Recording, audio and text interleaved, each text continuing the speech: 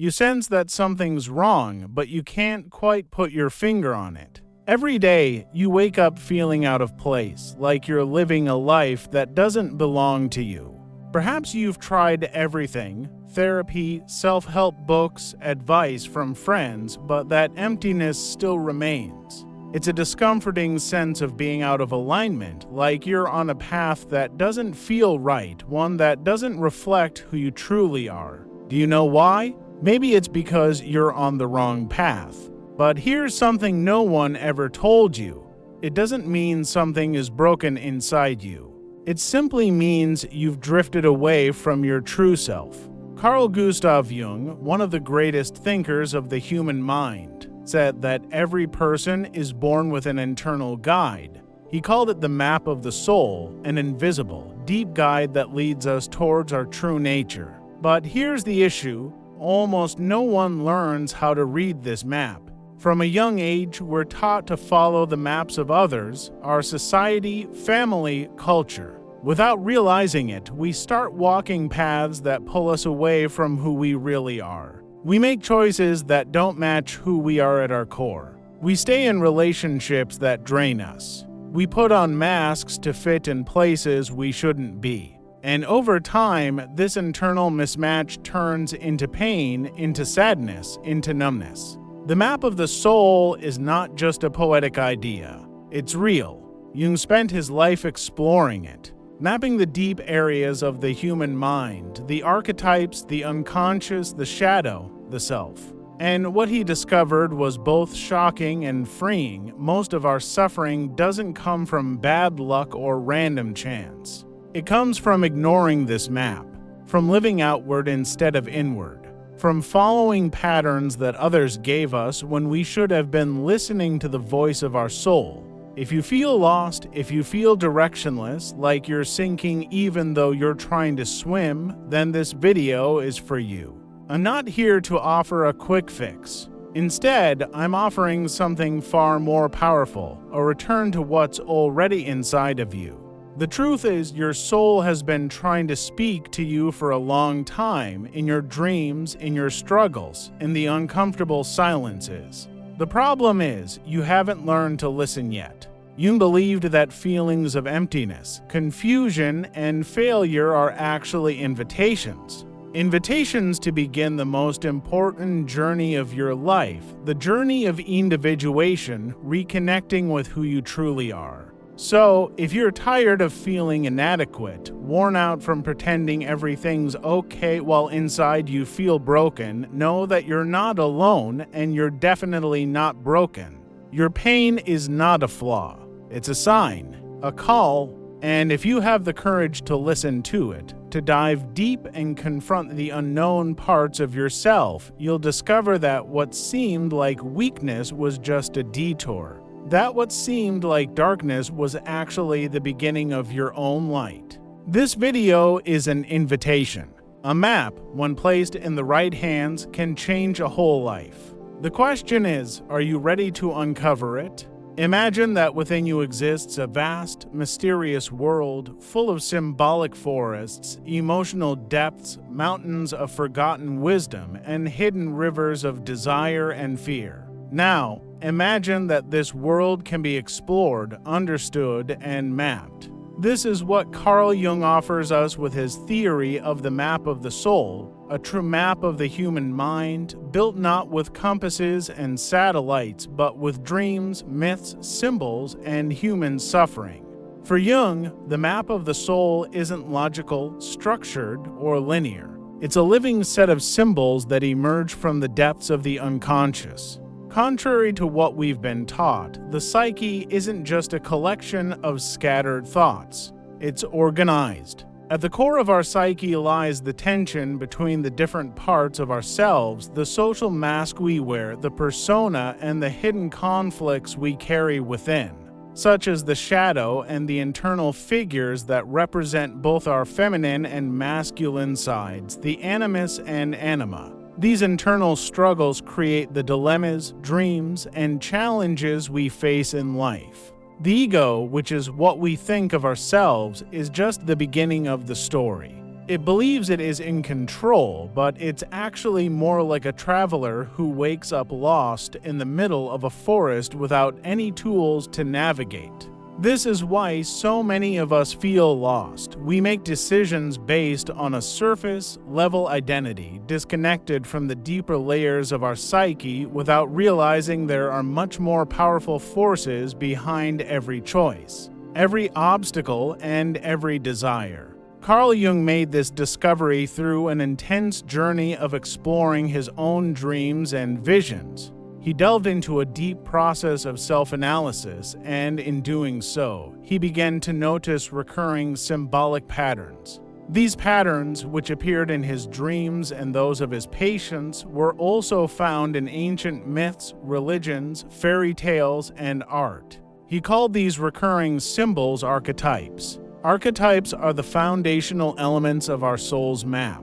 They serve as ancient guides that help us navigate key stages of life: birth, death, love, loss, and rebirth. Even though each of us travels this journey in a personal way, we all pass through the same fundamental stages. The most important thing to understand about this map is that it's not just for understanding, it's meant to transform us. Through a process called individuation, the central journey in Jungian psychology, we are called to evolve beyond being a reactive ego. We are meant to become an integrated self, someone who lives authentically, aligned with their truest essence. This process is far from easy. It requires confronting our shadow, breaking free from the roles we play in life, the persona, and facing the unconscious parts of ourselves. But it's the only path that leads to a truly meaningful life. Without understanding this map, life becomes a series of repeated mistakes, frustrations, and dead ends. However, when you start to grasp even a part of this map, you begin to see that every symptom, every crisis, and every pain has a deeper message. And that message comes from within. The soul doesn't shout, it whispers. Those who fail to hear the whispers of the soul end up being forced to listen to the louder cries of the body through anxiety, depression, and a loss of meaning. Now that you understand what this map represents, you might wonder, where exactly am I on this journey? Am I on the right path, or am I getting lost? This is what we will explore in the next part: the structure of the soul according to Jung, and how to recognize the signs that you may have strayed from your true path. Just as the soul has a map, it also has a structure. Understanding this structure is vital, not just for knowing where you are, but for understanding why you are where you are. Jung compared the psyche to a house with many rooms, levels, and hidden corridors. Most people only live in one room, the room of the ego, ignoring the vast forces operating beneath the surface. It's like trying to navigate the ocean by only looking at the surface of the water. Let's begin with where everyone starts: the ego. It's the center of your awareness, the I you believe you are. It's important, but it's just a small part of the larger picture. The ego organizes how we perceive reality, but it's not the whole of who we are. Beneath the ego lies the personal unconscious, where repressed memories, unresolved traumas, and denied desires are stored. These hidden aspects, known as complexes, subtly control our behavior without us realizing it. Have you ever felt like you're stuck in a loop, repeating the same mistakes, attracting the same kinds of relationships, or running from something you can't name? That's your personal unconscious at work. Jung went even deeper. He recognized that there's a deeper, universal layer that all humans share, called the collective unconscious. This is the level where archetypes live. Archetypes are ancient images that shape our experiences in life. No matter where you were born or when, we all carry the same archetypal figures inside us: the hero, the mother, the wise old man, the child, the rebel, the lover. These are not just symbols, they are active forces that influence our desires, choices, fears, and actions.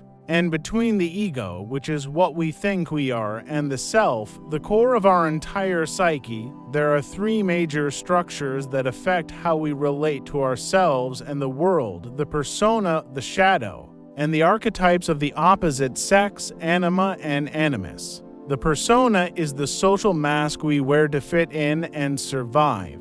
It's the role we take on to be accepted, like being the perfect child, the successful professional, the class clown, or the ideal partner. While it's useful, it's also dangerous because the more we identify with this mask, the more we lose touch with our true selves. The persona is what we wear to show up in the world, but it's not who we are at the core. On the other hand, the shadow is everything we hide, reject, or deny within ourselves: our flaws, unacceptable desires, anger, envy, jealousy, and shame. But the shadow also holds untapped potentials, repressed talents, hidden strength, and suppressed creativity. Confronting the shadow is difficult, but necessary, because anything you don't integrate controls you. What you don't accept in yourself, you often project onto others. What you dislike in others is often what you cannot accept in yourself. Then we have anima and animus, the inner figures of the opposite sex that live in each of us. For men, the anima represents the feminine side, sensitivity, intuition, emotional receptivity, and connection to the unconscious. For women, the animus represents the masculine side, logic, action, strength, and direction. These figures aren't about gender, but about inner opposites. When ignored, anima and animus show up in unhealthy ways, like toxic relationships, unrealistic expectations, or emotional rigidity.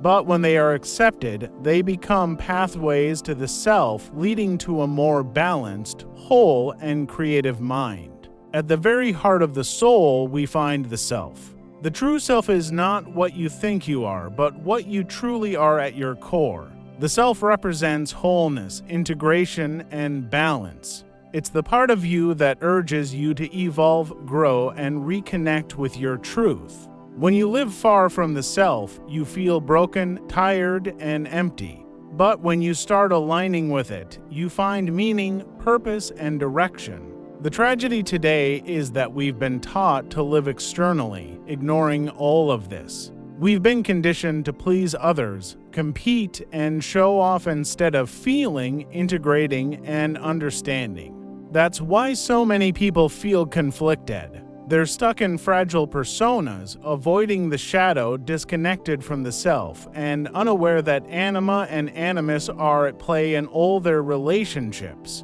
Now that you know how your soul is structured, the next question arises: what happens when you ignore all of this? What happens when you live only as the ego, shaped by the persona, running from the shadow, and never listening to the self? This is what we'll discuss in the next part: the modern mistakes society makes, how it pushes us onto paths that take us further away from our true selves, and why this makes us feel unwell inside. Why do so many people today feel anxious, depressed, and tired even though they have seemingly successful lives? Why do many people who have everything still feel empty inside? According to Jung, the answer lies in the fact that most of us aren't living a true life, but rather one that's been given to us. We follow plans that others made for us, chase goals we never questioned, and lose ourselves in identities that we didn't choose.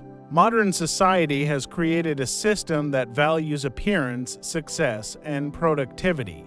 From a young age, we are taught to compete, to win, and to please others. We're told who we should be, what we should want, and how we should act. As a result, we create a persona that fits society's standards but becomes more and more disconnected from our true selves. We become skilled at pretending to be someone we're not, but we struggle to truly live.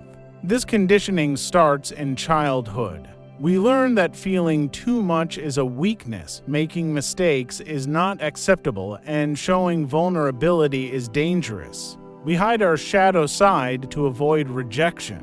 We suppress our creativity because we're afraid of being seen as strange. We replace our own desires with the expectations of others. And over time, we slowly drift away from who we really are. When we realize it, we don't know who we are anymore, only who we've been taught to appear to be. As adults, this distance from our true selves grows even more.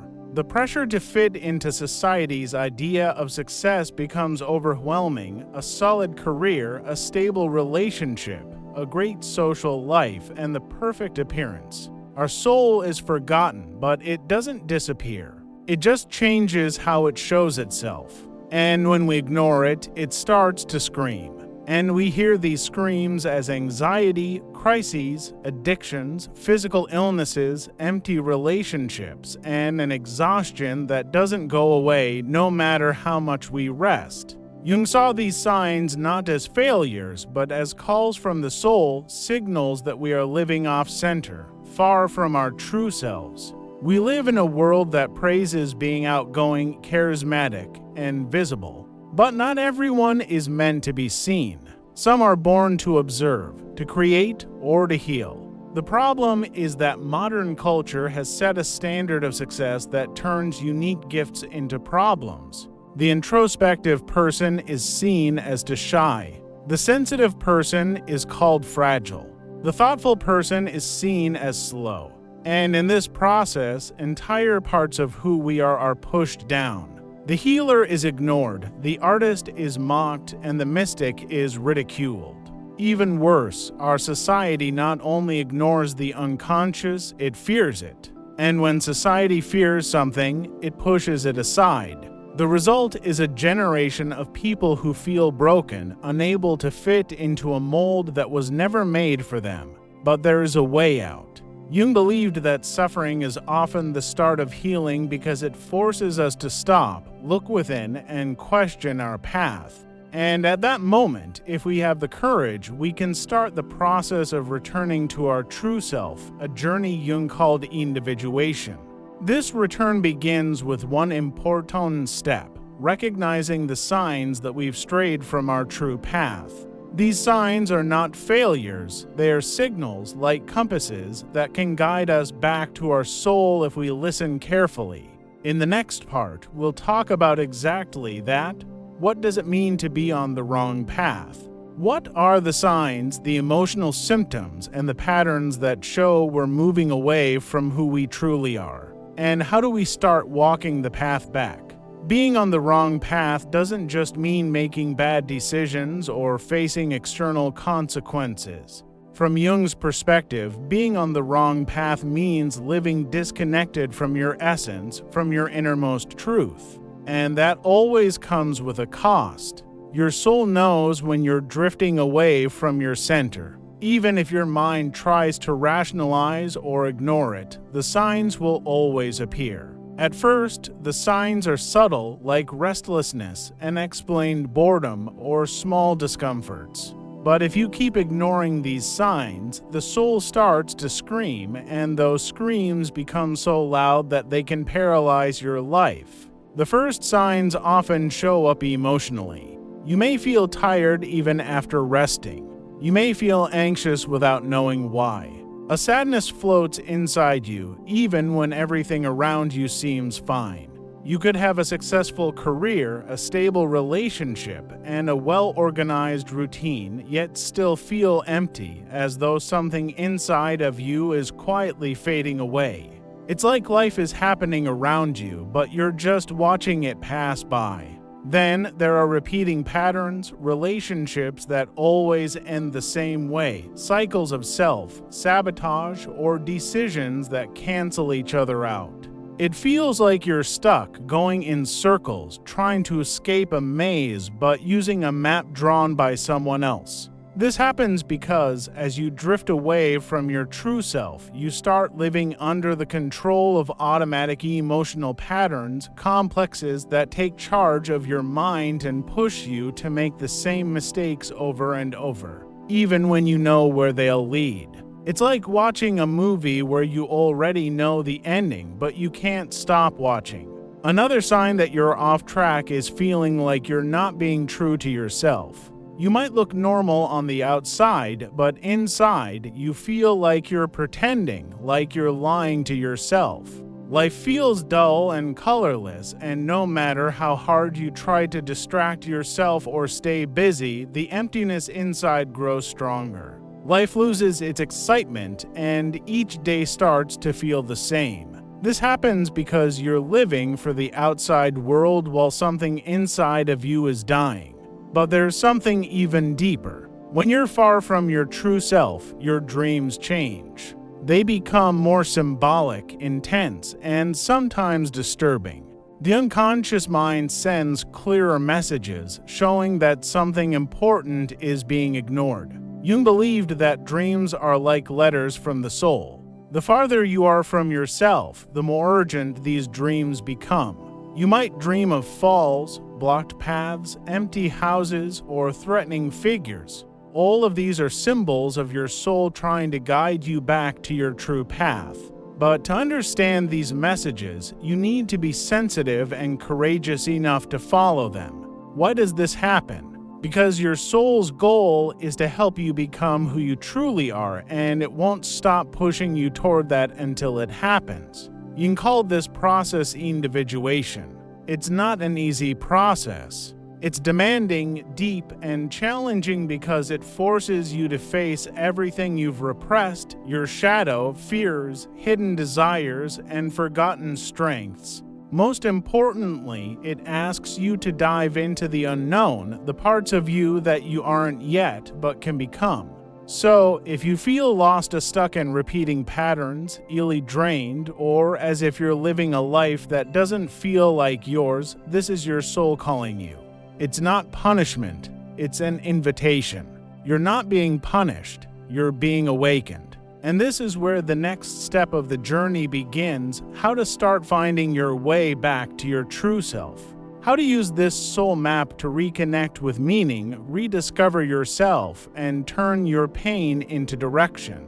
In the next part, we'll explore the tools and principles that Jung suggested to turn suffering into awareness and confusion into clarity. So far, you've learned that your soul has a map. Society teaches us to ignore it, and the symptoms you're experiencing are actually guiding you back to your truth. Now, the big question is, how do you find your way back? How do you move past the surface persona and connect with the core of yourself? The answer isn't simple because individuation is a personal journey for everyone. However, Jung provided a set of practices, principles, and symbols to help guide you along the way. Navigation tools. Jung understood that the journey back to the center cannot be achieved through logic or willpower because what is at stake is not a problem to be solved, but a soul that needs to be heard. The first tool is dream observation.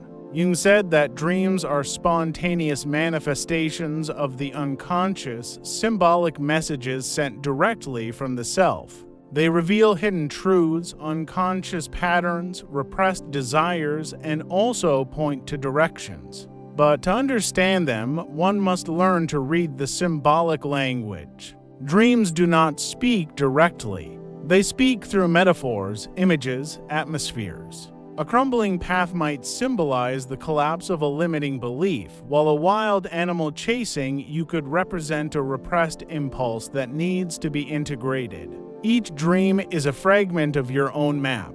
The second tool is active imagination, a technique developed by Jung to communicate with the internal figures of the psyche. It involves allowing images from the unconscious to manifest in a waking state through writing, drawing, visualization, or meditation. It is a way to encounter the shadow, the anima, or the animus and understand what they are trying to communicate. Active imagination is not fantasy. It is listening. It is positioning oneself before the inner unknown with presence and courage. It is creating space for the unconscious to manifest, not as an enemy, but as an ally. Another essential path is confronting the shadow. This means looking at what you reject in yourself without judgment, without escape, without disguise. It involves admitting the dark impulses, hidden resentments, and vulnerabilities that you even hide from yourself. But it is also about recognizing the forgotten talents, silenced desires, and suffocated potentials. The shadow is not a monster to be defeated. It is a part of your soul crying out for recognition. Without it, individuation is impossible. Moreover, it is important to understand the role of the persona and learn to consciously dismantle it. You need to identify the masks you wear at work, in relationships, on social media, and understand why they were constructed. The problem is not having a persona. We all do. The problem is believing that you are it. When you live identified with the mask, the self becomes unattainable. When you begin to dismantle it, the true self starts to emerge. And of course, integrating the anima and animus is essential.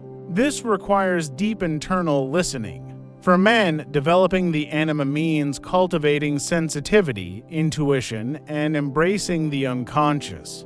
For women, integrating the animus means accessing deep reasoning, inner direction, and assertiveness that arises from the center. When these polarities are denied, we project onto others what is lacking in us, creating unbalanced, fantasy-based relationships. When they are integrated, we become whole. Finally, there is an element that runs through this entire journey: inner silence. We live in an era of constant noise, and it is in silence that the self whispers. Hurry is the enemy of the soul. Individuation requires pause, presence, solitude, not as an escape, but as a spiritual practice. Because only in silence can you hear yourself without the filter of the world. These practices are not ready-made recipes. They are doors, tools, keys, and each person must discover their own rhythm, their own time, their own way of walking. The only real requirement is the willingness to face oneself deeply, honestly, and radically. But even with these tools, there is a trap that many face when starting this journey. The idea that they need to become someone else, that they need to completely transform in order to achieve wholeness. Jung said the opposite. Becoming someone new is not the goal of the journey. The goal is to become who you've always been but haven't yet realized. And this leads us to the deepest part of the journey: integration. It's the moment when all the fragmented parts start to unite and your true identity emerges from the chaos. In the next section, we'll explore what it means to integrate all aspects of the psyche and how this integration not only heals but also liberates. If what you're hearing resonates with you, you'll find real value in my ebook Beyond the Shadow. It breaks down Jung's core ideas and offers tools to understand yourself more deeply.